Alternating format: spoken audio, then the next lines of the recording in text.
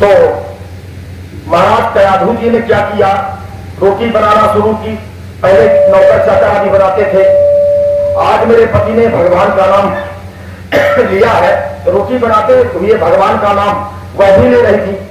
आजकल की देवियां खाना बनाते हुए और बढ़िया फिल्मी गीत चलते हैं, अगर गीत भी गाने की इच्छा होती है फिल्मी गीत गाती हैं।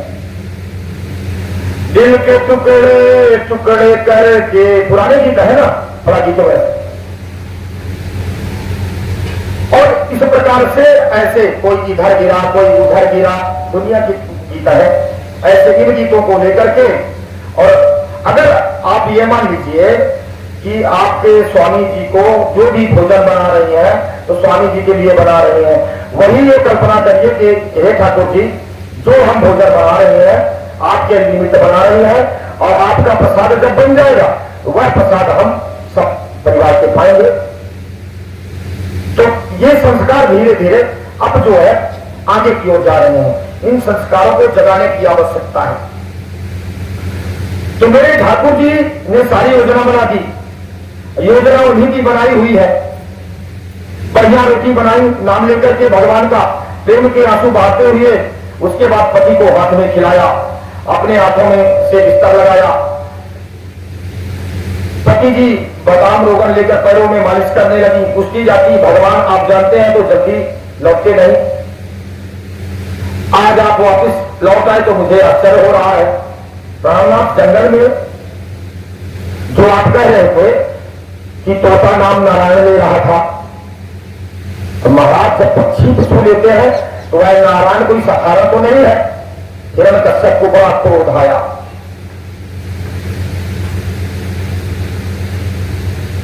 और कयाधु जी का प्रेम जो है बड़ा अगाध था। कयाधु जी के मन में भगवान के प्रति बड़ी आस्था थी। कयाधु जी ने कहा, मैं तो भगवान का ही मन ही मन नाम लूंगी, और आपको जो करना है वो करिए महाराज। भगवान की कृपा हुई, कयाधु जी का के बढ़िया प्रहलाद जी का जन्म हुआ, गर्भ में आ गए। उसी समय तपस्या करने चले गई थी, और प्रहलाद दैत्यस्य दैत्याम ऐसा लिखा हुआ है। भगवान ने कहा है कि राक्षसों में प्रहलाद मैं ही हूं।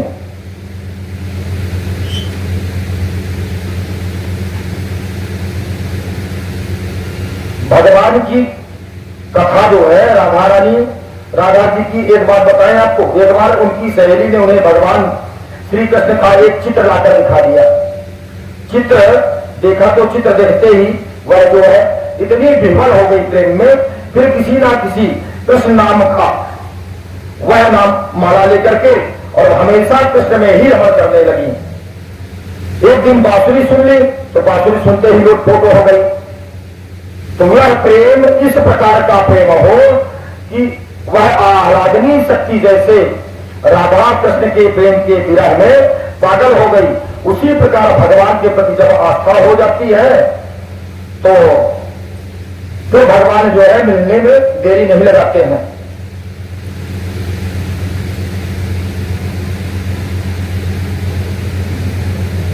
और भगवान की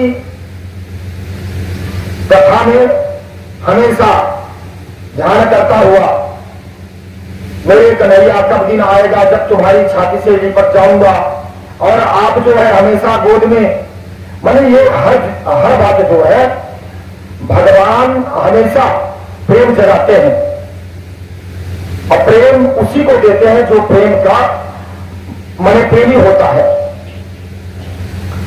अब भगवान की कथा में मन लगा, प्रहलाद जी का जन्म हुआ। प्रहलाद जी भी कल्पना करते हैं कि अब मेरे पिताजी आ जाए तो मैं गोद में बैठ जाऊं, और गोद में बैठ करके और पिताजी मेरे सिर पर हाथ रखेंगे तो मेरे ठाकुर जी मुझे छोड़कर जा रहे हैं। तब वो रो पड़ता है, प्रभु मुझे छोड़कर मत जाओ, तुम्हारे बिना मैं सारा संसार इस संसार सागर में डूब जाऊंगा, मेरा कोई सहारा नहीं है। हे नाथ, हे प्रभु दया करो, भगवान का नाम निकल जाए, उसके चरणों में नमन करते रहो। उसे पढ़ने के लिए भेजा गया। राजपाट राजनीति बातें पढ़ाई जाती, पर राजनीति की बातें अच्छी नहीं लगती। तो वह अपनी लिस्ट लिखते रहते थे मन ही मन। उनको जो है साम दाम दंड भेद, ये राजाओं की नीति होती है। तो राजाओं की नीति में उनके मास्टर जो है उनको पढ़ाते हैं। तो आजकल अब स्लेट बत्ती तो चलती नहीं है। सीताराम जी से भरी हुई मास्टरों ने डंडा लिया और उन्हें पढ़ाना चालू किया। तो प्रहलाद जी ने कहा, गुरु जी, जिसने खाना सिखाया है, जिसने चलना सिखाया है, जिसने पीना सिखाया है, जिसने हंसना सिखाया है, जिसने रोना सिखाया है, उसने ही मुझे भजन भी सिखाया है। तो गुरु जी भी परेशान कि देखो संगमर्ग जी इतना प्रयास किए, संगमर्ग जी उनके गुरु थे हिरण्यकश्यप जी के। हिरण्यकश्यप जी अपनी दैत्य नीतियों से संगमर्ग जी को गुरु जी रखे थे कि अपनी दैत्य नीतियों को ही सिखाए महाराज। और प्रहलाद जी जाते थे विद्यालय में तो उनकी अलग से पाठशाला करती थी। हमेशा अपने मित्रों के साथ में गए तो वहां कृष्ण ग्रह रही आत्माना पे जगदीश्वरम, उनको तो कृष्ण रूपी वो जो ग्रह लगा हुआ था 10वां ग्रह, हमने 9 ग्रह सुना महाराज, लेकिन 10वां ग्रह ये कह रहे हैं भागवत महापुराण में, कृष्ण ग्रह रही आत्मान वेद जगदीश रसम। यह जो है 10वां ग्रह जो है कृष्ण नाम का, ऐसा ढक लिया संसार में उस प्रहलाद को, सब कुछ भूल गया, यहां तक कि देव माया विमोहिता।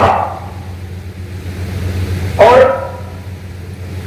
अब गुरु जी ने पूछा कि बेटा प्रहलाद, आप ये बताइए कि आपको ये सब कहां से मिलता है?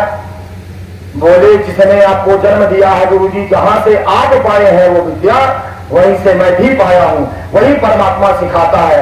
सीखने सीखने का भेद है, सिखाने वाला वो ही परमात्मा है। अच्छा, तो हिरण्यकश्यप ने एक दिन पुत्र को बड़ा समझाया, डांटा। संगमर्ग जी को कहा कि गुरु जी आपके बाद में बढ़िया विद्या का बालक को पढ़ाते लिखाते नहीं है आजकल क्या? बोले नहीं सरकार, हम तो अच्छी वही नीति पढ़ाते हैं। तो बोले ये बंद पढ़ता है महाराज।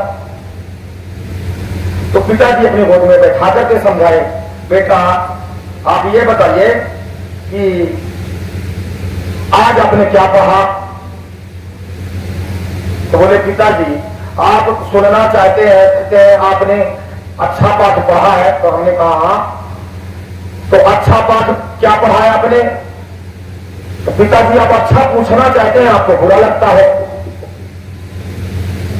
तो नवधा भक्ति प्रहलाद जी ने कह दी, श्रवणम कीर्तनम स्मरणम पाद सेवनम अर्चनम वंदनम दासम साक्ष्यम आत्मनिवेदनम, ये नवधा भक्ति है। महाराज पृथु जैसे कथा सुनने के लिए 10,000 कान मांगे थे, बस जैसे भी हो कथा सुननी है, कथा सुनने को नहीं मिलती। इसमें तो आप परतंत्र हो, कोई सुनाने के को मिले तब तो कथा सुने। तो ये श्रवण करने का विधान है। दूसरा कीर्तन है महाराज, झूम झूम कर मस्त होकर भगवान का कीर्तन करो, उच्च स्वर से ताली बजाओ और जितना बढ़िया कीर्तन कर सकते हो कीर्तन करो, ईश्वर का दर्शन हो जाएगा। और नाचने में महाराज अगर शर्म लगती है तो कीर्तन करके थकावट भी दूर होती है। तीसरी भक्ति कर लो, स्मरणम, चलते फिरते खाते पीते सोते जागते जब भी जहां भी आपका मन लगे भगवान का ही स्मरण करें, भगवान को कभी ना भूलें। चौथा मार्ग पाद सेवनम, माता पिता और गुरु के चरणों में सेवा करो, पति के चरणों की सेवा करो। पांचवी भक्ति है ठाकुर जी की मूर्ति घर में रखो, ठाकुर जी की सेवा करो, बड़े प्यार से उनकी पूजा करो। जैसे पुत्र वत्सला मां अपने बेटों को प्यार से नहलाती है, कपड़े पहनाती है, भगवान को भी उसी प्रकार स्नान कराओ, वस्त्र पहनाओ, भोजन कराओ। चंदन पुष्प धूप दीप नैवेद्य तांबूल आदि सब भगवान का करो। छठवीं भक्ति है वंदनम, सब में ईश्वर को देखो। ये सब ईश्वर जी ईश्वर का ही रूप है और यह जीती जागती मूर्तियां हैं। तो किसी से बैर भाव कपट भाव मत रखो। सब में अगर आपने ईश्वर का दर्शन कर लिया तो दूध में आपको फिर मक्खन नहीं दिखाई देता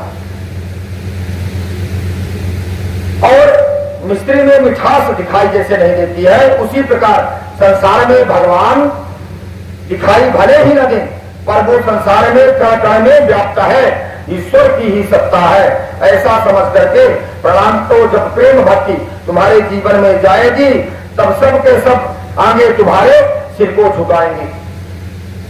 सिया राम मैं सब जग जानी, करहु प्रणाम जोरी जुग पानी। सबको मैं सीताराम जी का ही रूप स्वरूप देख रहा हूँ और बारंबार सबको प्रणाम कर रहा हूँ। ये सब भावना होना चाहिए।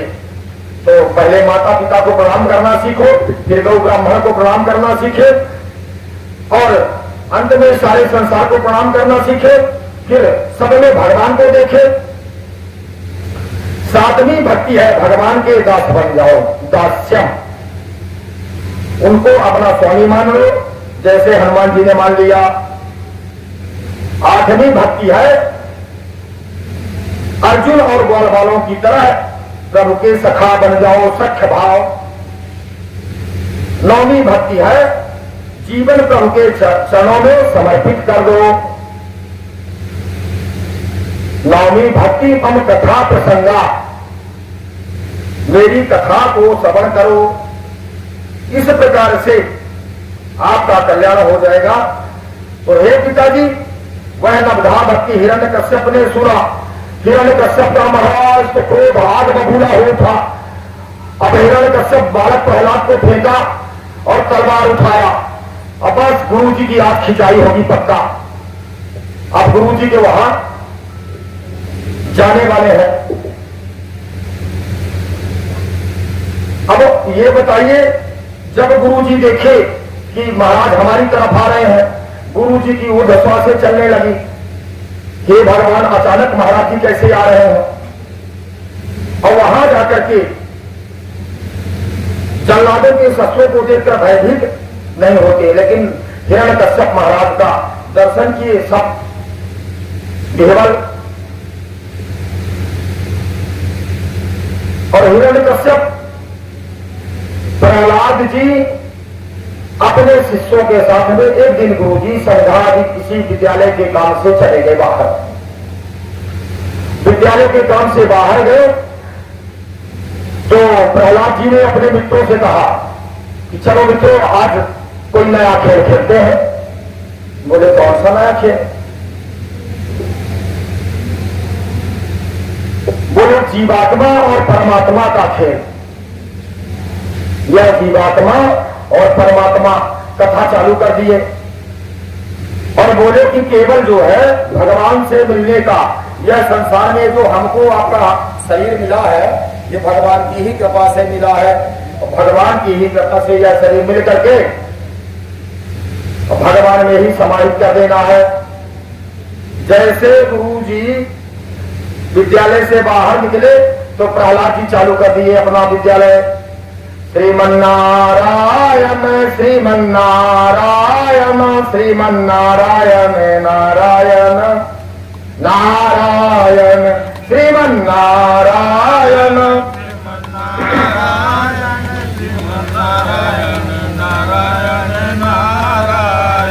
श्रीमन्नारायण श्रीमन्नारायण श्रीमन्नारायण नारायण नारायण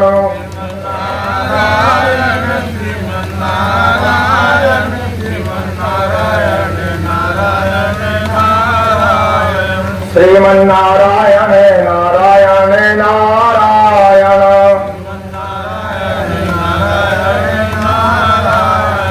श्रीमन्नारायण नारायण नारायण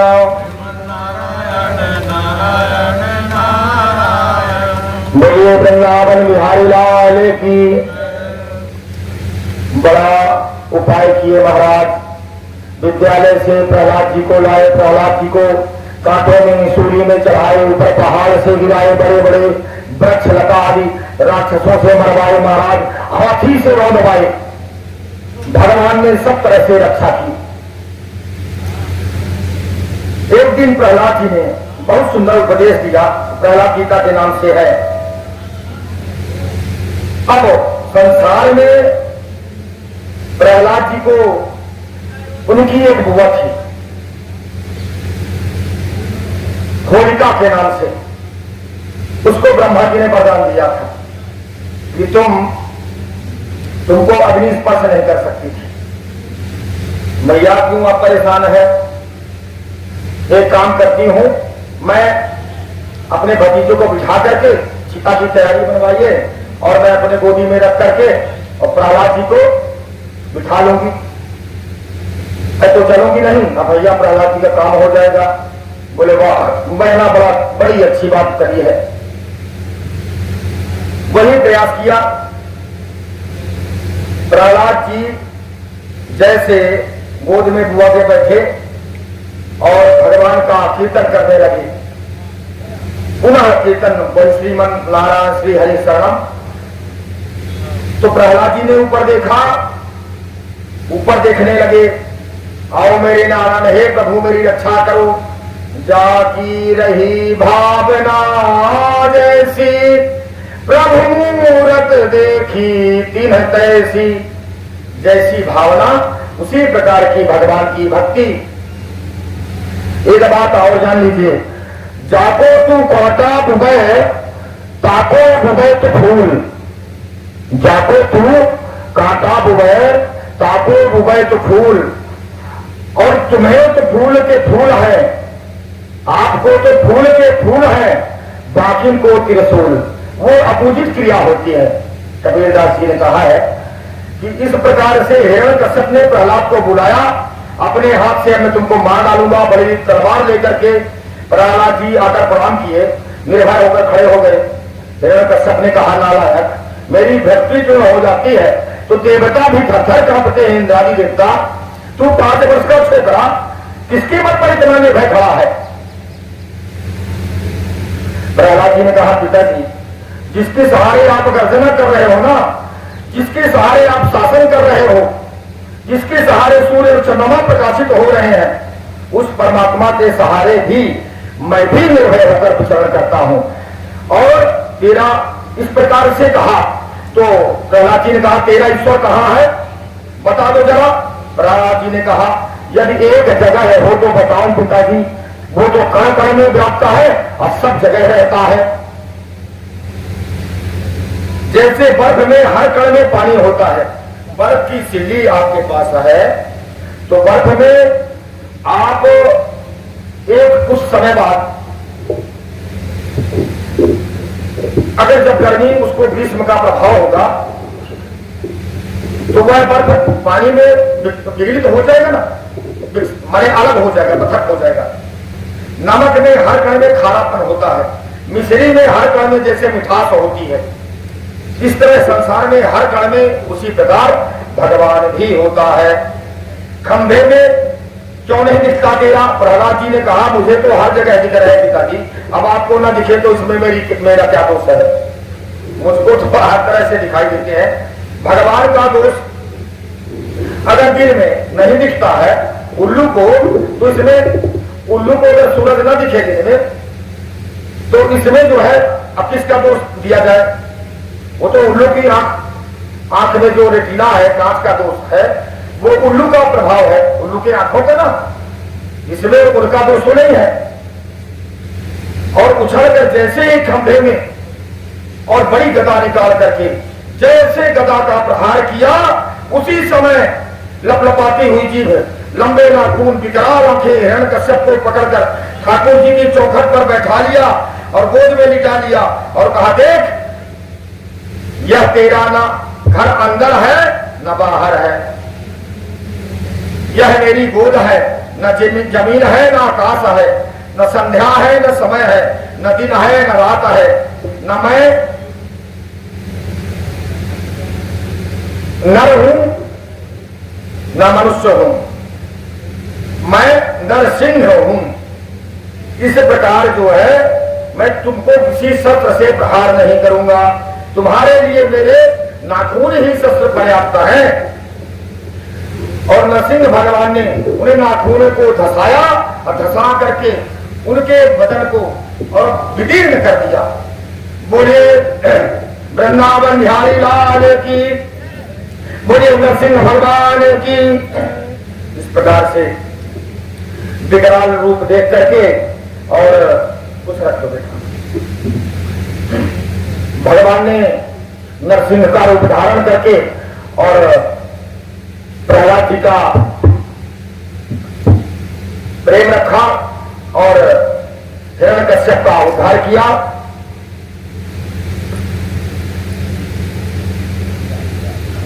आगे भक्त ध्रुव की भी कथा है, थोड़ा सा ध्रुव जी की भी कथा सुन लीजिए।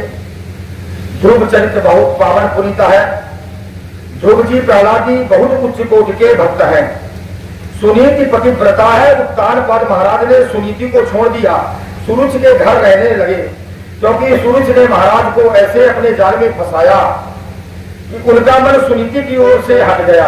जब मन की रुचि जोर मारती है न भैया, तब नीति तो अपने आप हट जाती है, लेकिन सुनीति जो है पतिव्रता है।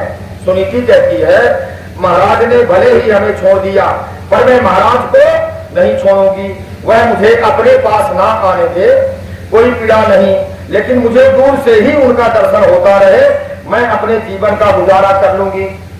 लेकिन अगर पति देव का प्रेम मुझको मिल गया और पति का मैं उतने में गुजारा कर लूंगी। जैसे लायक शिष्य अपने गुरु को नहीं छोड़ता है, लायक पुत्र अपने माता पिता को नहीं छोड़ता है, इसी तरह पतिव्रता भी अपने पति को नहीं छोड़ती है। सुरुचि सुनीति को महाराज के पास में भी नहीं आने देती, सुनीति दूर से ही दर्शन कर लेती है। सुनीति सहती जाती यह समझ करके हमने पुराने जन्म में किसी को दुख दिया होगा, इसीलिए आज हमें ये दुख मिलता है। लेकिन काहु न को सुख दुख कर दाता, निज कृत कर्म भोग सुलभाता। व्यक्ति जो दूसरे को का दुख देखता है वही भोगता है। खेत को किसान अगर जो देता है वही वापिस भी मिलता है। हमारे मन रूपी किसान ने शरीर रूपी खेत में कर्म रूपी जैसे बीज बोए हैं, वैसा ही तो काटना है। सुनीति सह रही है।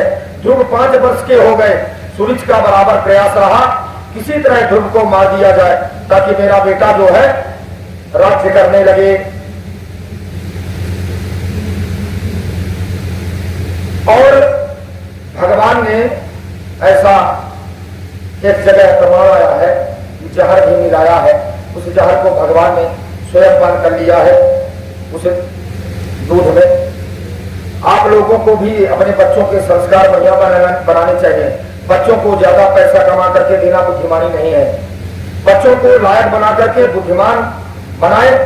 अगर बेटे नालायक हो जाए, पैसा तुमने खूब कमा लिया, सब बर्बाद कर देंगे। ज्यादा करेंगे तो आजकल बियर बार में जाते हैं, ज्यादा होटलों में जाएंगे, सब पैसा बर्बाद कर देंगे।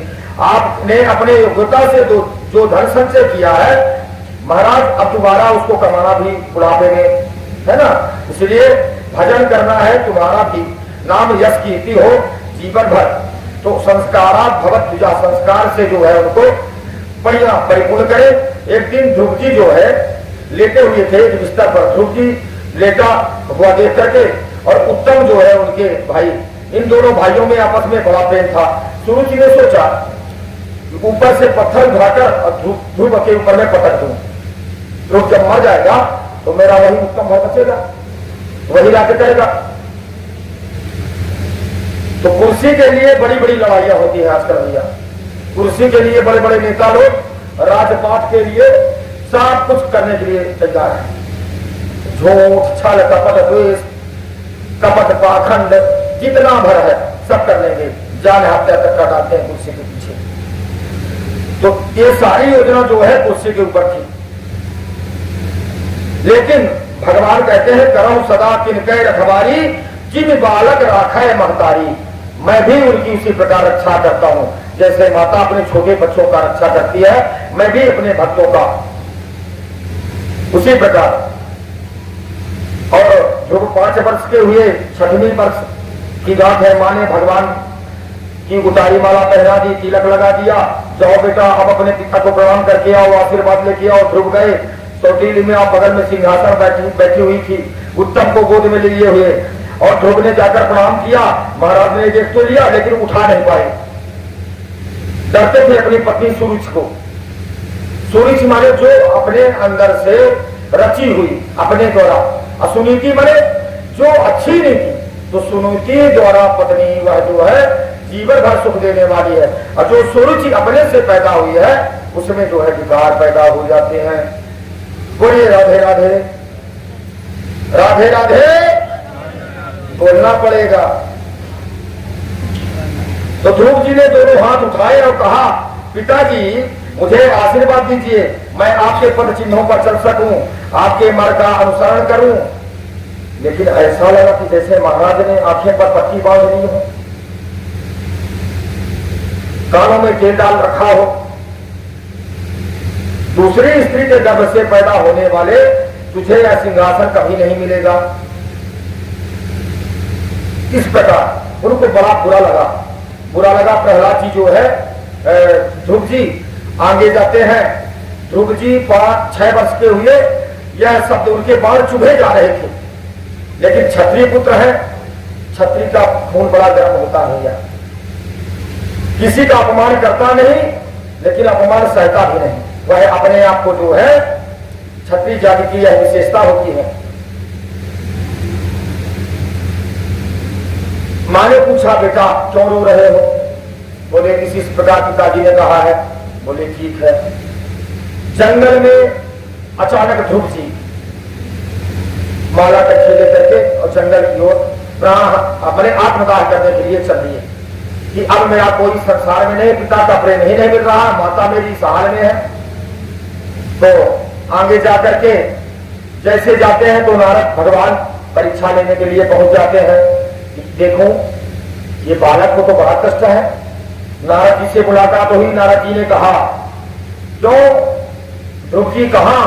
बोले आत्महत्या कर लूंगा, अब जीने की कोई इच्छा नहीं है। तो जन्म क्यों लिए थे बेटा? अभी आपको बहुत बड़ा कार्य करना है, तो मैं अब भगवान का ध्यान करूंगा। नारद जी ने कहा चलो ठीक है, बड़ी अच्छी बात है। तो बेटा बड़ा काम होता है, भगवान ऐसे नहीं मिलते हैं, बड़ी कठिनाई से मिलते हैं। आराध्याधोक्ष पाद पद्मं यदेक्षस्या ध्यान उत्तमो यथा। बेटा अगर तुम उत्तम आसन चाहते हो तो भगवान की आराधना करो और बढ़िया पक्की लंगोटी करके अब जो है वहां बैठ जाओ। यम सप्तरात्रम प्रपठन कुमार पश्यंत खेचरास। और भगवान का दिया हुआ वह मंत्र जो है नारद जी ने ध्रुवियों को दे दिया। 12 अक्षर मंत्र पुनि, वही 12 अक्षर। ओम नमो भगवते वासुदेवाय, ओम नमो भगवते, सब लोग बोलिए, ओम नमो भगवते वासुदेवाय, ओम नमो भगवते, ओम नमो भगवते वासुदेवाय, ओम नमो भगवते, ओम नमो भगवते वासुदेवाय, ओम नमो भगवते वासुदेवाय, ओम नमो, तालियों की सेवा देते हुए, ओम नमो भगवते वासुदेवाय, ओम नमो भगवते वासुदेवाय, ओम नमो भगवते, ओम नमो भगवते वासुदेवाय, ओम नमो भगवते वासुदेवाय, ओम नमो भगवते, ओम नमो भगवते, ओम नमो भगवते वासुदेवाय, ओम नमो, जय हो। ओम नमो भगवते वासुदेवाय, ओम नमो भगवते, ओम नमो भगवते वासुदेवाय, ओम नमो, ओम नमो भगवते वासुदेवाय, गाते रहिए, ओम नमो भगवते, ओम नमो भगवते वासुदेवाय। भगवते वासुदेवाय। ओम नमो भगवते वासुदेवाय। ओम नमो भगवते वासुदेवाय। ओम नमो भगवते वासुदेवाय। ओम नमो भगवते वासुदेवाय। ओम नमो भगवते वासुदेवाय। ओम नमो भगवते। ओम नमो भगवते वासुदेवाय। ओम नमो भगवते वासुदेवाय। ओम नमो भगवते वासुदेवाय। ओम नमो भगवते वासुदेवाय। ओम नमो भगवते वासुदेवाय। ओम नमो भगवते वासुदेवाय। ओम नमो भगवते वासुदेवाय। ओम नमो भगवते